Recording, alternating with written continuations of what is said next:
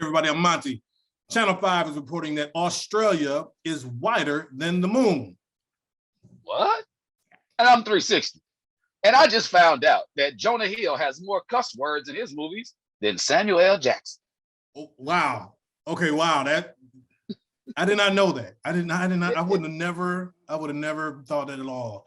Guys, there you go. A little news for you to use. We're here today again, man. Channel 5 podcast. It's a blessing to be here.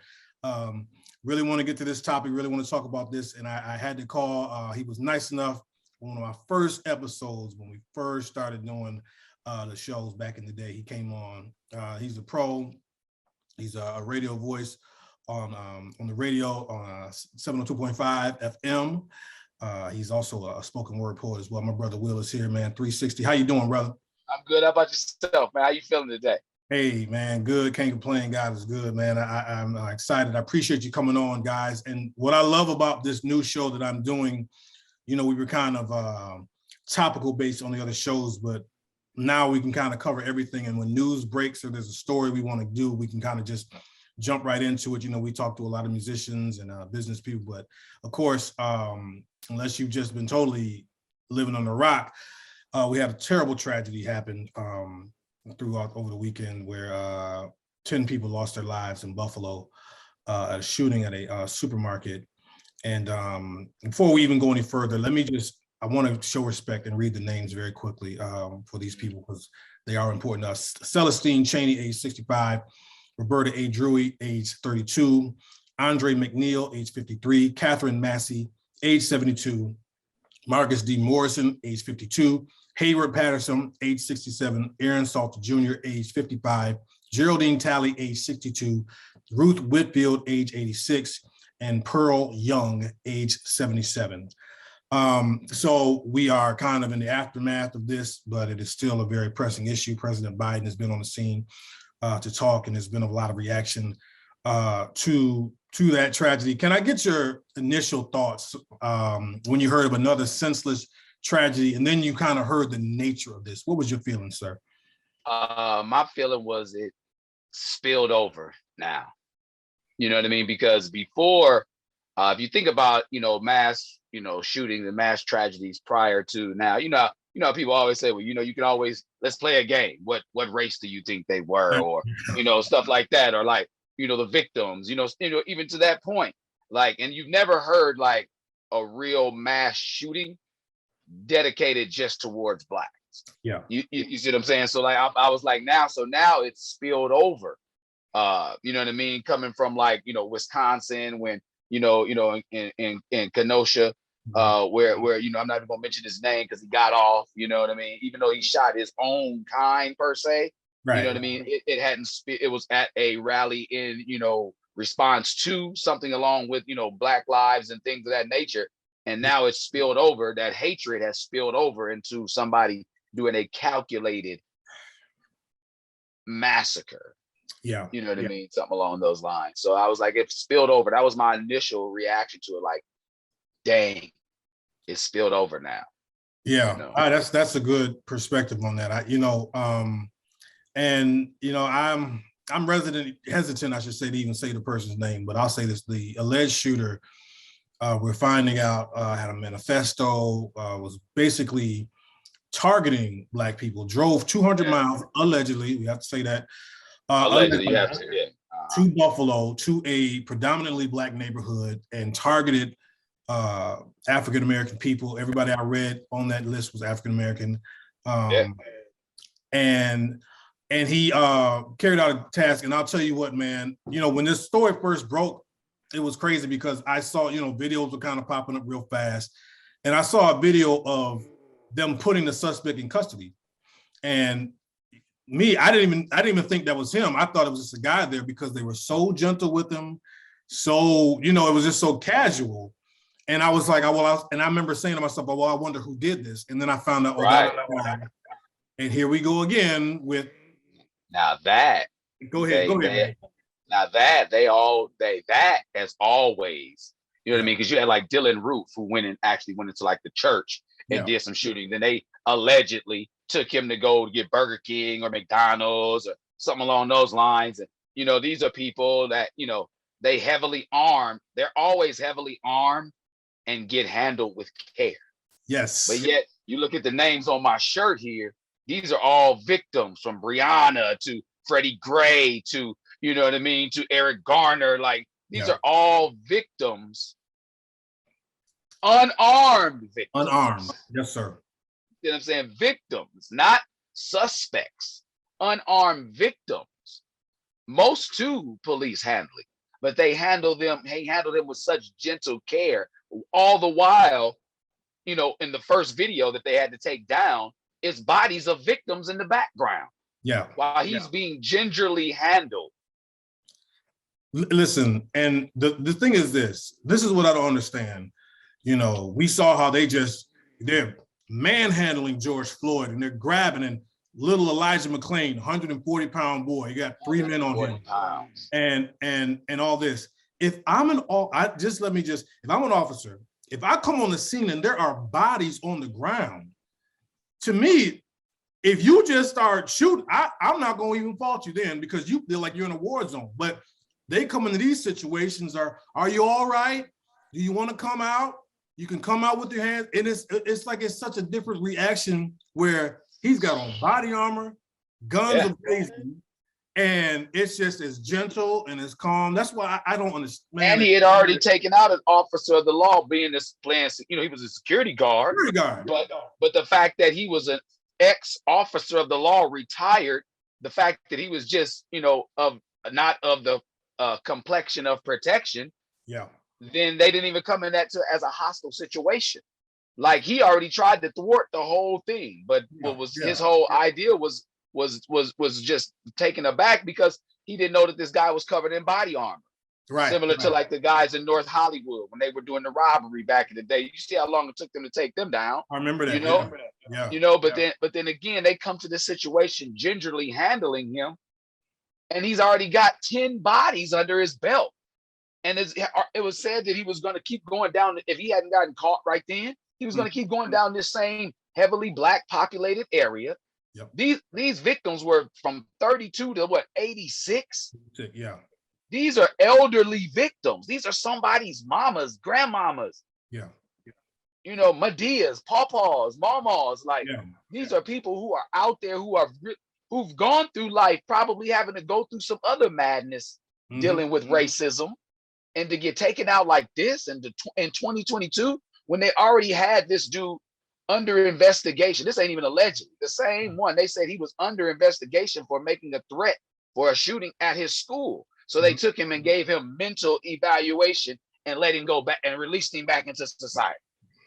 And let's segue right into that. Thank you for bringing that up. Now, what I'm not liking, and we're gonna take our second topic is going to be the media coverage and the media responsibility. But already I'm seeing mental illness, and I'm seeing, and the family has come out and said some of this was COVID related, where we have an 18-year-old man.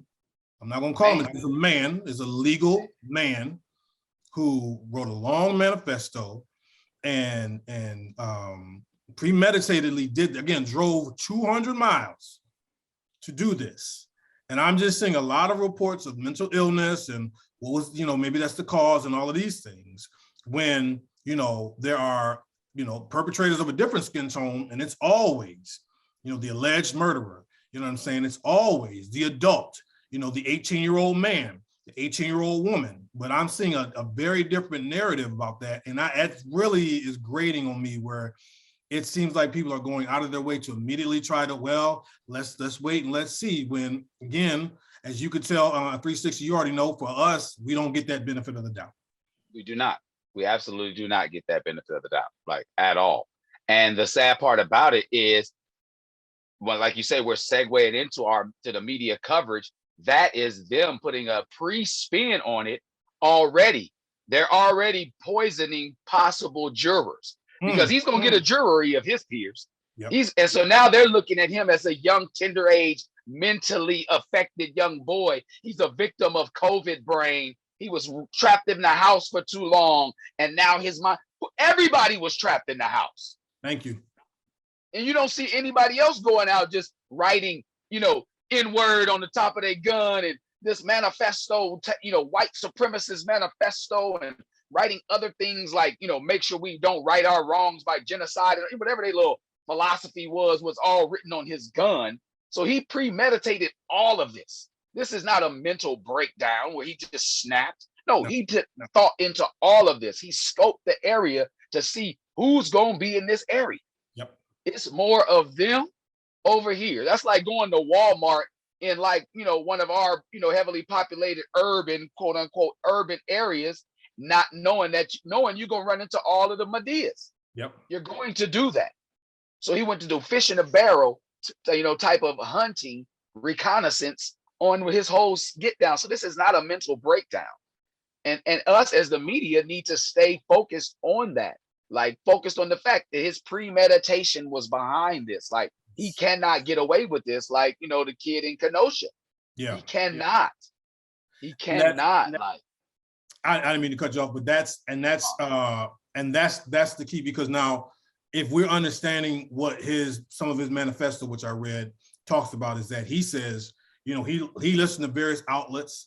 Tucker Carlson is on a lot of fire right now because there's this rhetoric that, the white race is going to become a minority and, be subset by people that are taking over and things like that.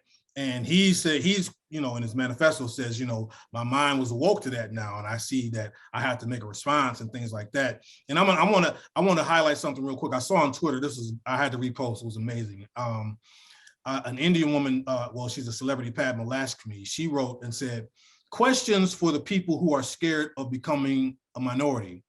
Why is that?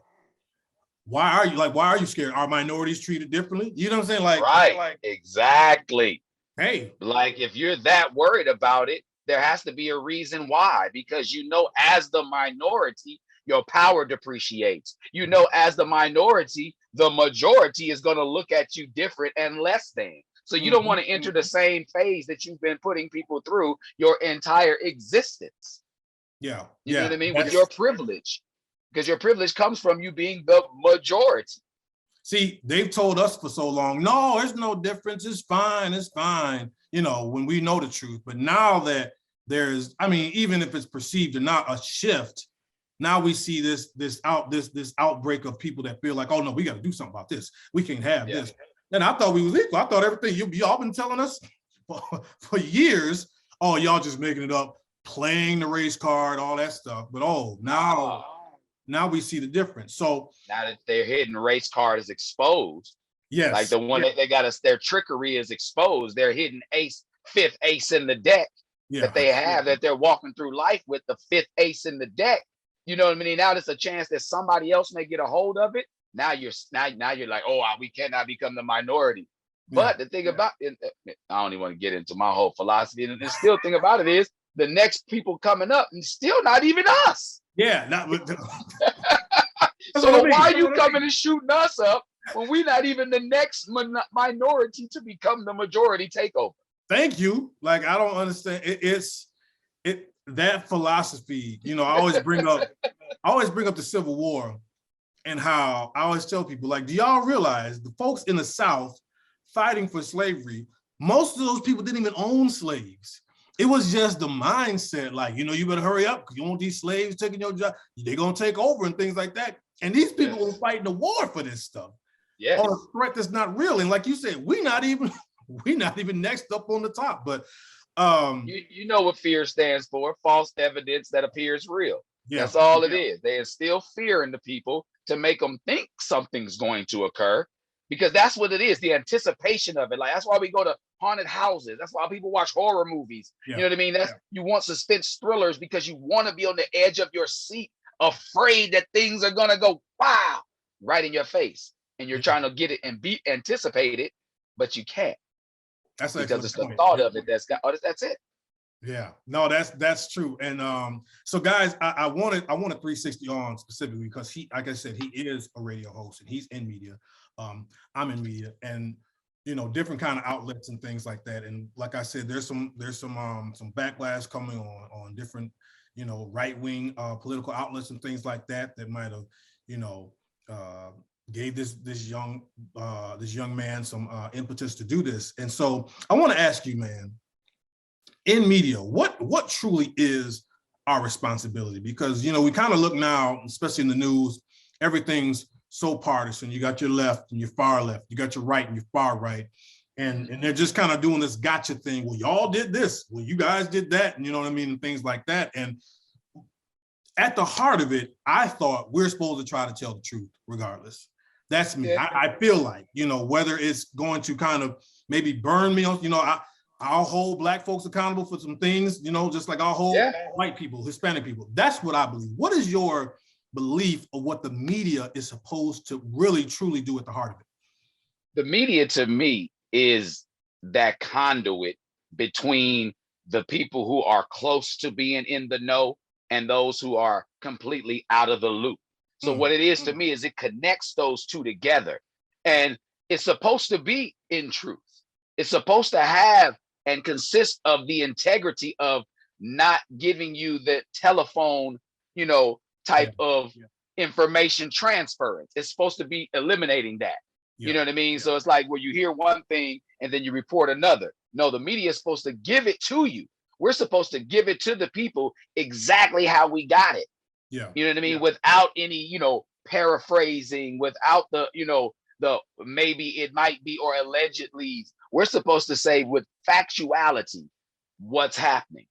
And as a whole, we lose that because we get either caught up on the fact that, oh, maybe people can't handle it, or maybe we're giving them too much, or then the people who are receiving it, maybe they're not believing it. They're more conspiracy theorists behind it because they can't believe now that the media is giving them the truth because of how much information we've left out, the omission of the truth. They say, well, I didn't lie, I just left out the whole truth. The media can't do that. You know what I mean? The media cannot be that omitter of the truth and try not to call it a lie, throwing rocks and hiding our hands type thing. We have to keep our foot on the gas, especially when we think somebody else is trying to spin it. We can't put that like fake spin on it, the fake news. We can't give them the opportunity to say that it is fake news, if that makes sense, because we have to give it to them real and legit.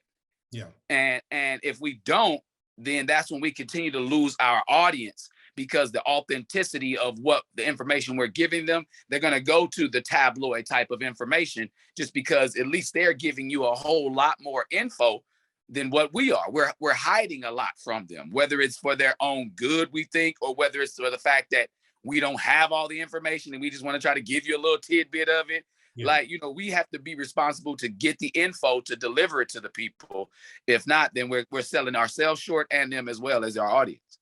Man, that's an excellent answer. And I think, I think some of it is that fear that you kind of talked about where, I know my stance, but if I say this, it's going to kind of conflict with what I'm supposed to say. So I want people to still follow me. I want people to still watch, but you know what I'm saying? Like, it's crazy, man. I'm going to just say it. I went on Fox News page today. I saw no articles about the Buffalo shooting at all today. And I just, man, again, I don't even care. I don't care about the right wing, left wing. Come on now. Y'all got nothing at all. I was scrolling. I'm like, wait a minute. They don't got even no kind of, now see, people, what we doing out here? You know what I'm saying? Drag one story through the news for weeks. Like, if it's pushing their agenda. Exactly. And it's crazy because you'll have people then defending this stuff and being like, yeah, but it's that yeah, but stuff, which drives me nuts. Like, but I remember, when something happened on our end, CNN didn't do this. It don't make it right. like where are we at here? And unfortunately, you have people that are I saw some crazy stuff on Twitter about the shooter talking about, what, he's really a Black Lives supporter. He's just posing as right wing. So I said, what are we talking about, y'all? Come on, man. Like, anything to deflect. Yes, the deflection. Deflect. And this is no stomp on anybody culturally or anything along those lines. I bet you the church shooting will be in the news for days.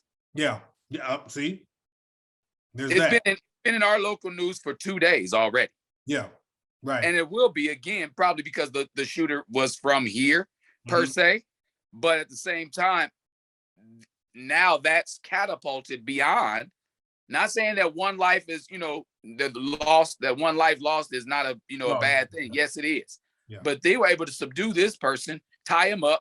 This dude came and locked up the doors and put chains on the doors like Joe Clark, but in another way. You know what I mean? He did Joe Clark in the reverse, like, so, but then they were able to subdue him and tie him up with extension cords. Like, he's an older guy, like all of that. But I bet that shooting will be in the news for minimum 3 days. Yeah. Whereas the Buffalo shooting, where we lost 10 people, and then the shooter played like he was going to shoot himself, and they talked him out of it. Come on, man. I mean, that segment need to be on every news. Come on, man. That's another, we need that back, because I'll tell you what, there's so much more to understand and uncover. I mean, we're still getting to the roots of this hate crime, and we're trying to understand, the origin of this. I mean, he's probably going to have a day in court. There's a lot to this. And again, like we said, this is a targeted act. This isn't something that just sprouted, oh my God, somebody got in a fight. No. 200 miles to drive to get here. This domestic terrorism. Thank you. Say domestic terrorism, bro. Yes. Domestic terrorism. I'm not seeing that statement enough. I need to see more of that in the headlines. They can't put this on mental health breakdown, COVID capture, brain. They can't do any of that. This is domestic terrorism. He plotted this, drove 200. Look, if you get caught selling drugs, a bag of weed from one state to the other, they're going to call you an interstate trafficker. This man went 200 miles, which is equivalent to going across the state line, to go and commit this calculated crime. Premeditated, calculated, premeditated, calculated domestic terrorism act. Yep. And if they don't find him as a domestic terrorist, as a hate crime to where that's punishable by death, then they're lying about the same little stuff that they want to try to put everybody else under. You cannot put anybody else under that, even if they come and do it as an Al-Qaeda outlet. I was just about to say, now, if that was a brown-skinned man with a big beard and a hijab, job on and a long, oh my God, oh Jesus, he's a sleeper cell and all these other things. That's why the borders got to be closed. That's why we can't. All that stuff. We be 3 days. We be talking about that for 30 days. But see, 30. Right, exactly.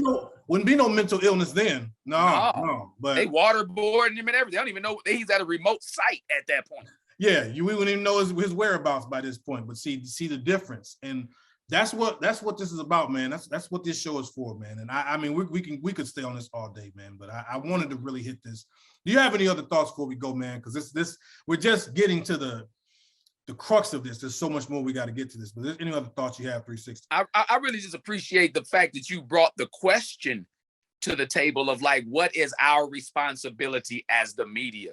Because to me, what that's doing is like any media person that gets a chance to check out this, this segment will really ask themselves, like, what am I doing? What is my contribution? What am I depreciating the value of media, or am I adding to it and making it more of a valuable outlet for people to get the information that they may not be privy to, just living their everyday lives, being busy? That's our job, to fill in the busy, everyday, average Joe Schmo. Yes, what I mean? John Q. Public is coming to us in whatever outlet, way, shape, form, or fashion, whether it be television, internet. They're coming to a media outlet to find out what they missed. Yeah. Let's not give them a swing and a miss by giving them misinformation. You know what I mean? So I thank you for look at that. As there it is. Quote me. Yeah. Man, guys, again, I appreciate just being able to speak and talk on these topics and have people knowledgeable. 360 was the first person I wanted for this, and he was gracious enough to come on. I hope we at least can start some conversations. Yes. And even if, depending on what side you're on, you might not agree with everything we talk about, but at least have a conversation and talk about where we're at in this country and how we address things and how the media reports these things, guys. So check us out, Channel 5 podcast.